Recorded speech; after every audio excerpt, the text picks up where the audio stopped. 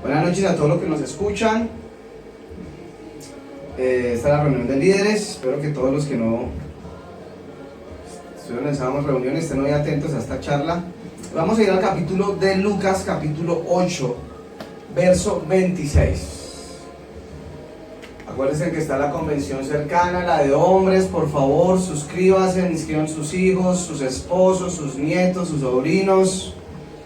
26, Lucas capítulo 8, verso 26. Y dice así: navegaron hasta la región de los Gadarenos, que está al otro lado del lago, frente a Galilea.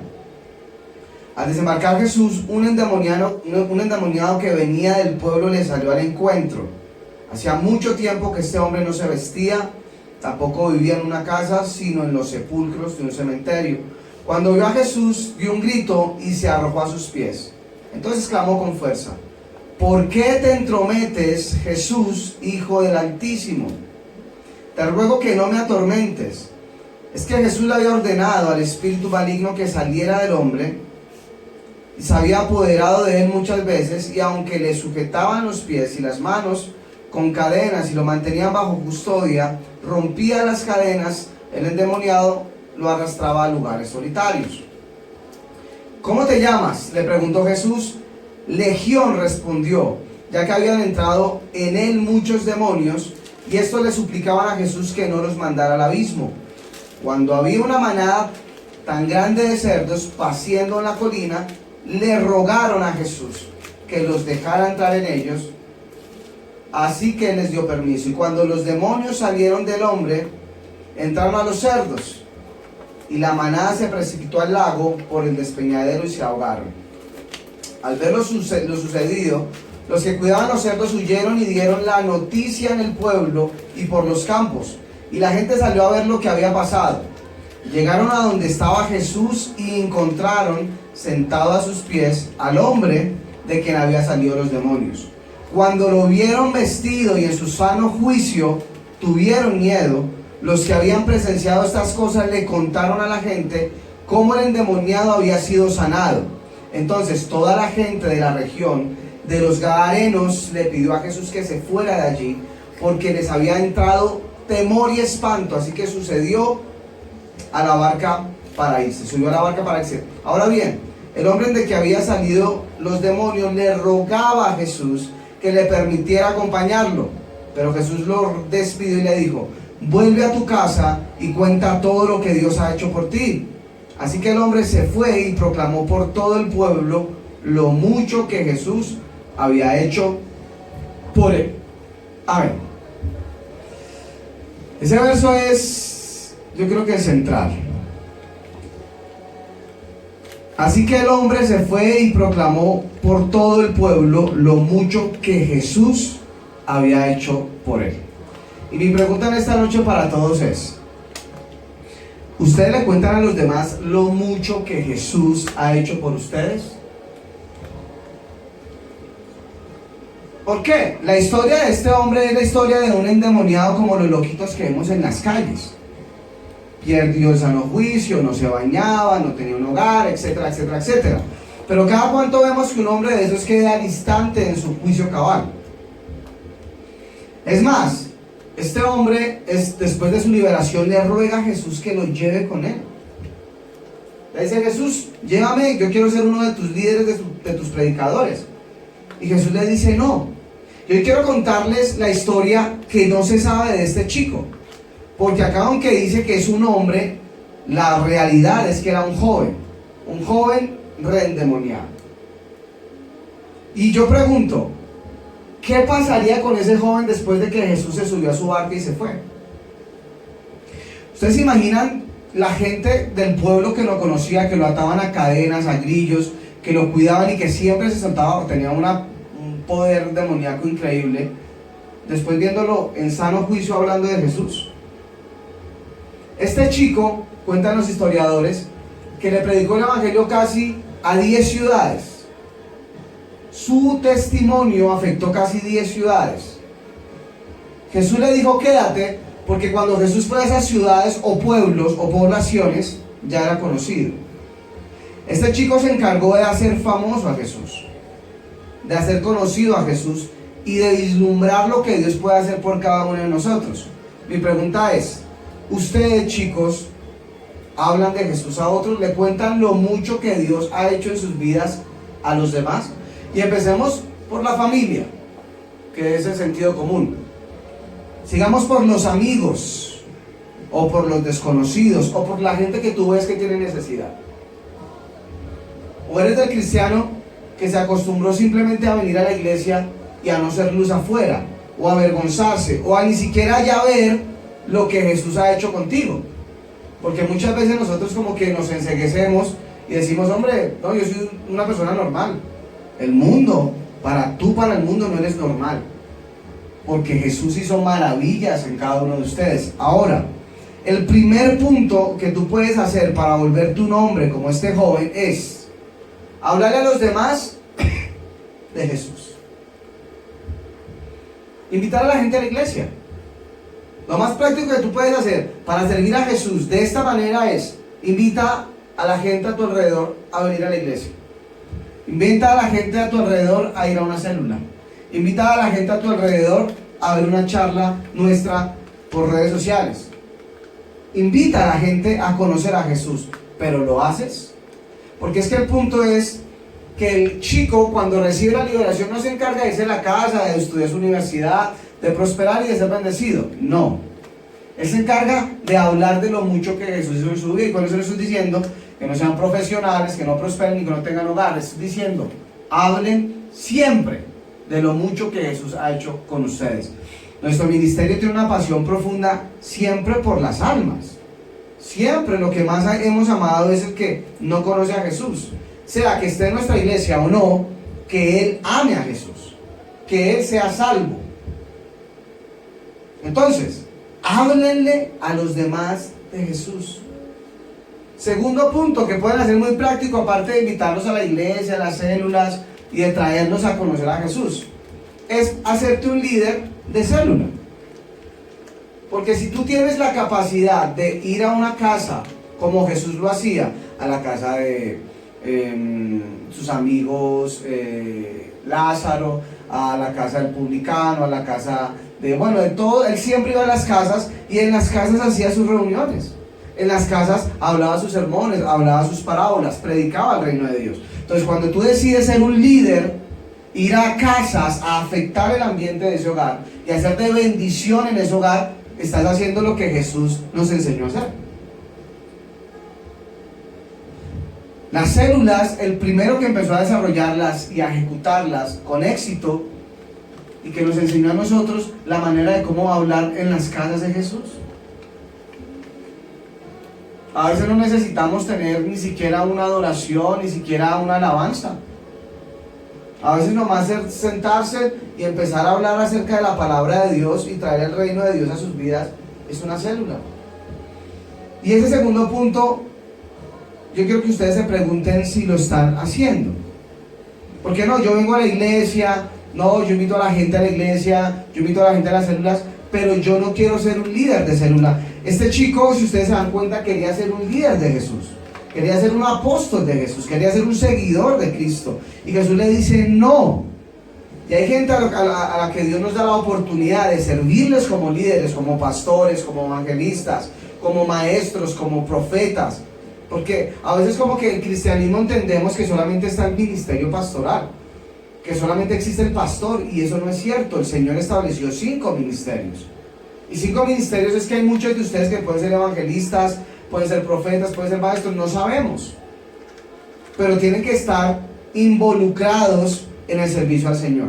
Si ustedes líderes, si ustedes chicos que llevas más de medio año, llevas 3 meses, llevas más de 6 meses, llevas más de 9 meses, más de un año, yo creo que desde los 3 meses tú ya tienes que estar preparándote para ser un líder. Y yo creo que si vas 6 meses y no estás en el camino de predicarle a otros el evangelio de Jesús, de tener tu célula, estás perdiendo el tiempo. Lo están perdiendo. Yo sí pienso que ustedes, chicos, tienen que empezar a ser como este chico, tener pasión por querer servir a Jesús. Tener pasión por servirle a Dios. Tercero, ahí hay un punto que es la obra de Pablo. La obra de Pablo era llevar el evangelio, digamos, a otro lugar. Y llevar el evangelio a otra ciudad, llevar el evangelio a otro pueblo, llevar el evangelio a otra nación. Que demanda mucho más sacrificio, que demanda mucho más compromiso, que demanda mucha más consagración. Pero que también está dentro de nuestra visión. Llevarle el evangelio de Jesús a los jóvenes alrededor del mundo. Pero Jesús tampoco te va a obligar a eso. ¿O sí? Jesús no te va a decir, oye, es que tienes que ir. Dios no lo va a hacer nunca. Dios no lo hizo conmigo. Yo le dije, Señor, yo quiero ir en tu barca y yo quiero que tú me uses a predicar, para predicar el evangelio. Pablo, el gran apóstol Pablo, escritor de casi todo el Nuevo Testamento, era misionero por excelencia. Ese muchacho se conocía todas las rutas, todos los aviones, todos los trenes, todo, mejor dicho, fue un hombre que evangelizó medio mundo. Porque él tenía claro algo: las almas. Él tenía claro que era un líder que quería ganar a los perdidos. Y cuando habla de los perdidos, eso queda un conocimiento muy general. Él quería salvar a las almas que se iban a condenar en el infierno. Porque cuando tú no le hablas a otros de Jesús, cuando tú no invitas a otros a las células, cuando tú no te conviertes en un líder que va a las casas a hablar del reino o a otros países, las almas que Satanás está trabajando hoy para que vayan al infierno, se van a ir al infierno. Muchos cristianos creemos que porque usted no va a predicar, a otro Dios enviará. Y yo pregunto, ¿por qué Dios insistió tanto con Jonás? Si hay tantos, ¿por qué insistía tanto con Jonás? ¿Saben por qué? Porque Dios tiene bajo control todo lo que son tus bendiciones y son para ti. Y si tú fuiste llamado a predicar el evangelio, el Señor va a perseguirte hasta que tú lo hagas. No es de otro o de otra la responsabilidad, es tu responsabilidad. Si Dios te llamó siendo un niño, siendo un joven, siendo adulto, Dios no se equivocó al llamarte. Pregunten algo. ¿En las universidades creen que necesitan el mensaje de Jesús? ¿En los colegios? ¿En los parques? ¿En las calles? ¿En los barrios? ¿En las discotecas? ¿En los lugares donde venden droga? ¿Ustedes qué creen? Yo creo que sí. Y mi pregunta es, ¿quién va a ir? ¿El vecino, mi consiervo, o vas a ir tú? Yo creo que en esta noche tenemos que confrontarnos para cerrar. ¿De a dónde te sacó Dios? Y que te preguntes lo mucho que Dios hizo por tu vida y ha hecho hasta el día de hoy. ¿Por qué? Porque el gadareno fue lo que hizo, contó lo mucho que Dios había hecho por él.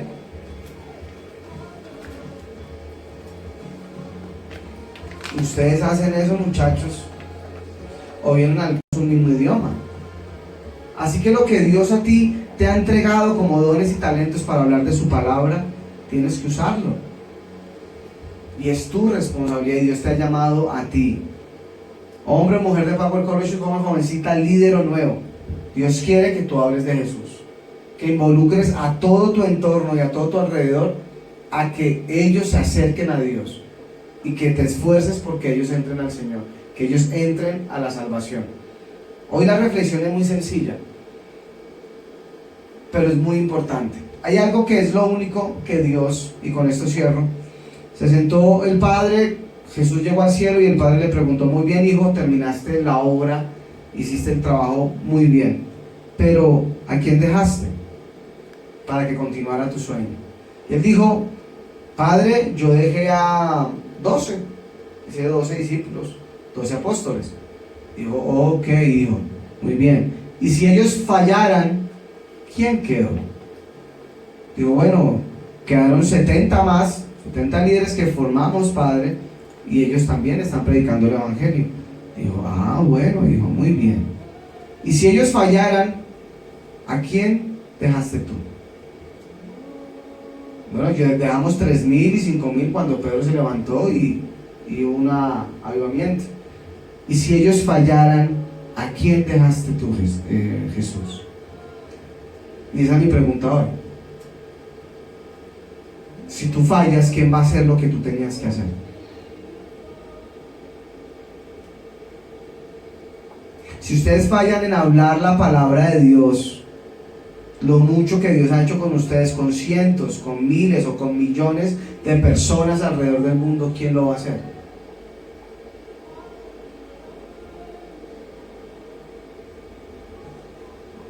Cierren sus ojos donde están en su casita y háganse una pregunta muy simple. Si tú no haces lo que el Señor soñó que tú hicieras, ¿quién lo va a hacer? Y donde estás, simplemente cierra tus ojitos. Dile: Señor, yo te doy, para empezar, yo quiero darte gracias.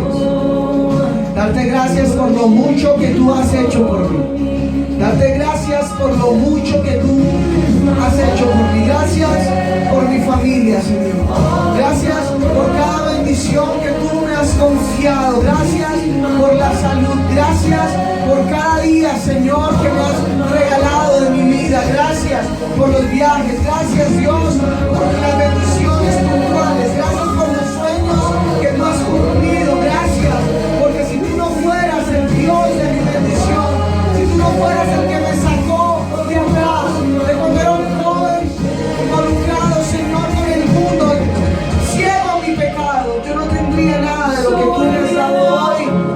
Y yo sé que es mucho lo que tú me has dado, Señor.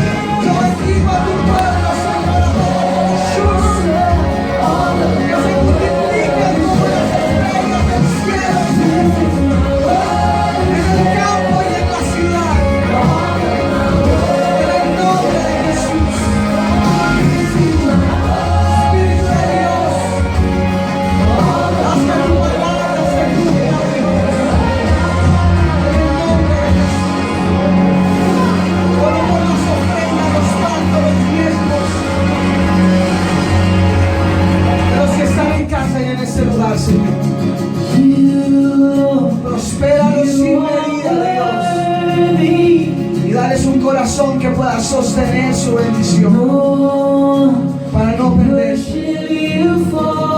Yo te pido, Dios, que hoy nos bendigas con poder, autoridad y con gloria, y que tu sangre preciosa selle este día. Haz que ellos, Dios, prediquen tu palabra por generosidad en el resto de los seres humanos. En el nombre de Jesús.